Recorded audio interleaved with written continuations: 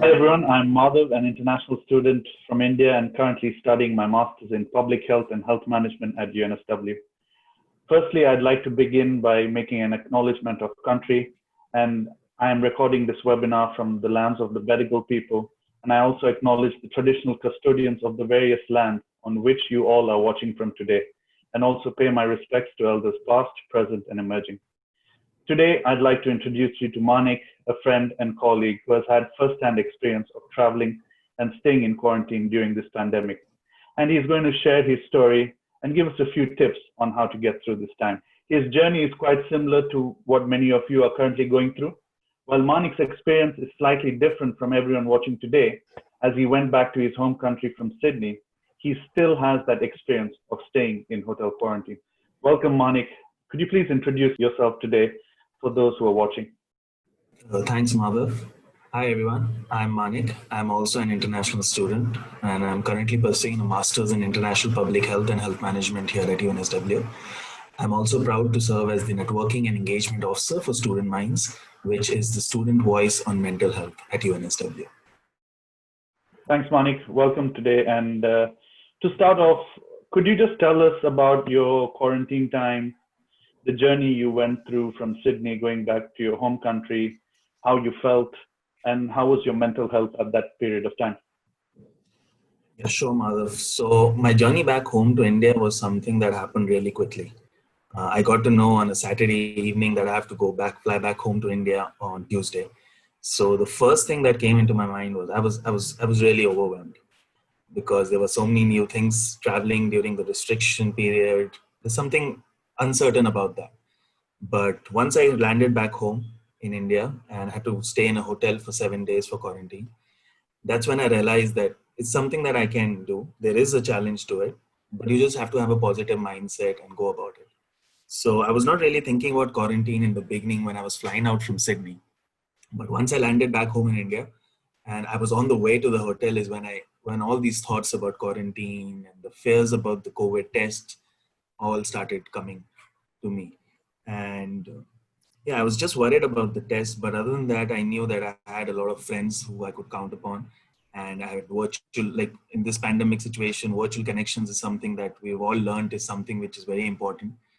And I just faced it like a normal day. There was nothing different. I didn't like build up quarantine to be something different from what was it earlier. And that's my way of going about it. That's good to know that you handled the anxiety well and it diminished over time as you reached out to friends and family for support as well. So moving on, what was the typical day like in quarantine at the hotel? So for me, I was lucky. I would say that I had a few assignments that I had to do. So that was something that I could devote my time to. So a typical day for me, because of the time difference, actually was that I was getting up way early back home in India than I was used to. I was getting up at 6 o'clock in the morning. But that gave me a head start. So I used to get up in the morning. I had a balcony in my hotel, so used to sit down there, have my tea, and just prepare my day. Something that I used to do in Sydney as well. And so like I told you, I had a lot of assignments, so I had a lot of virtual interactions and discussions with my colleagues back in Sydney. And that was something that I was looking forward to every day. And then the regular stuff, used to have breakfast and then just maybe some Netflix and work on my assignments. So I was really glad that I had some work to do.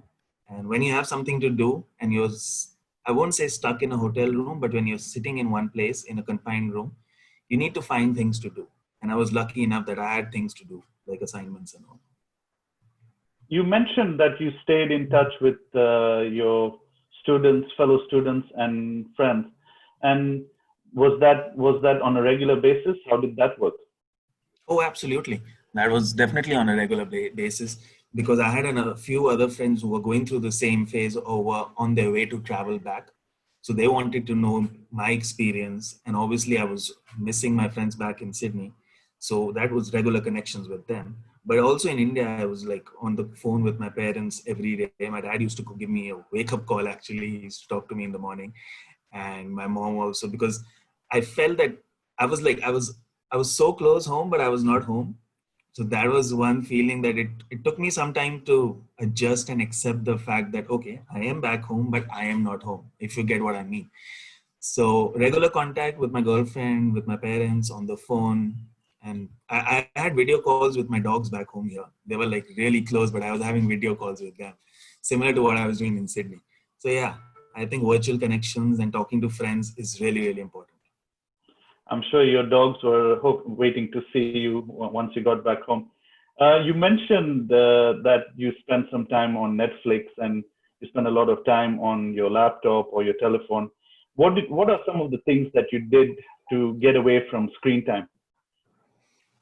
Get away from screen time. Okay, so since I was in a room, there wasn't a lot that I could do. But what I used to do was like sit in the balcony, like I told you, in the morning and also in the evening. And I would have some music playing. So I would technically say it's not screen time because the music is playing from the background. But I would just sit and just look at the nature and look at the trees and all those things. And just like try to maybe think about my day and what I can do. So that was something that I used to do for say about an hour, hour and a half, because like you said rightly, a lot of screen time is not too good as well. So that was just my way of like switching off. You could say I was just switching off from everything. We know a lot of students who are confined in a small space tend to get lazy and stop exercising and keeping active. Did you get any opportunities to exercise, or what kind of exercises you did to keep yourself active while you were in the hotel? So the first thing that I did, like because we were only confined to our hotel rooms and couldn't go out, first thing I did exercise wise was mental exercise, where I trained myself to think that this is a routine day. Like you said, people tend to get lazy. If I think that it's okay, just quarantine, I have nothing to do, I would be in bed every day, not get up. So like I told you, I used to get up at 6:30, have a bath before my breakfast so that I'm fresh and ready, get dressed. Think of it like a normal day. And like I didn't have a lot of opportunities to exercise, but I would walk around my room. I tried my hand at yoga. I'm not that good. I'm just starting. So, but the most important thing that I feel that everybody needs to realize is just treat it like a routine day. Don't think of it like like you're in a confined space and you can't do anything. There's so many things you can do. And when you train your mind that it's okay, it's fine. It's not permanent. It's just there for some time. So that is it. You just need to keep training your mind. And like I said, just walk. I used to walk around my room and just sit in the balcony because that was all I could do. It's refreshing to see you took a very positive stance on how you dealt with your time at quarantine. And you mentioned you were always ready and fresh when you had breakfast. So what was the food scene like? What sort of food did you have over the 7 days you Oh, were in quarantine? oh, that was like so for about 4 5 months I was missing home food, and that was one part of the day that I was definitely looking forward to. So breakfast, lunch, dinner. I am a person who usually does not even get up for breakfast, but like I told you, I made it a routine day, and I used to get up early. I was really looking forward to different kinds of what they call breakfast. And one thing that I found, I would never call up the reception and ask them what is there for lunch or dinner. I wanted to be surprised because I was missing home food, so I wanted to be surprised when I opened the plate and saw what is there to eat. So that was the time of the day that I was really looking forward to food. And in terms of snacking or getting an opportunity to maybe get delivery from a restaurant, was that possible? It was possible. We had deliveries, but as soon as I came, reached the hotel, so I reached very late at night. I reached at around 3:30 at night. And when I woke up in the morning the next day, the first call I made was to my brother. And I told him that I've asked the reception and you can leave me your care package. So I want a few things. I want some healthy snacks. I wanted some chocolates. I wanted Indian chips and all those things. Just like I felt like not because I was missing them, just to give me the sense of being back home. Like it's like you're craving something and you're back home but you can't have it. So just like a small piece of home. So that is something that I did. I totally understand that feeling. You mentioned that you watched a lot of Netflix, and now we're moving to the good stuff in this chat, and you might be put in the hot seat. So, what are some of your favorite movies or TV shows that you got to see during your downtime? I'm glad that I didn't watch a lot of series that I thought I'll watch in Sydney because I have the time now. And one series that I definitely loved, and I'm glad my friends told me, was about The Last Dance. Oh, that is super inspirational. Just to see, I'm not a huge basketball fan. I am a huge football fan, but I follow sports. And just to see him, the way the entire documentary is shot, and he's super inspirational. I would tell everybody to just watch it once.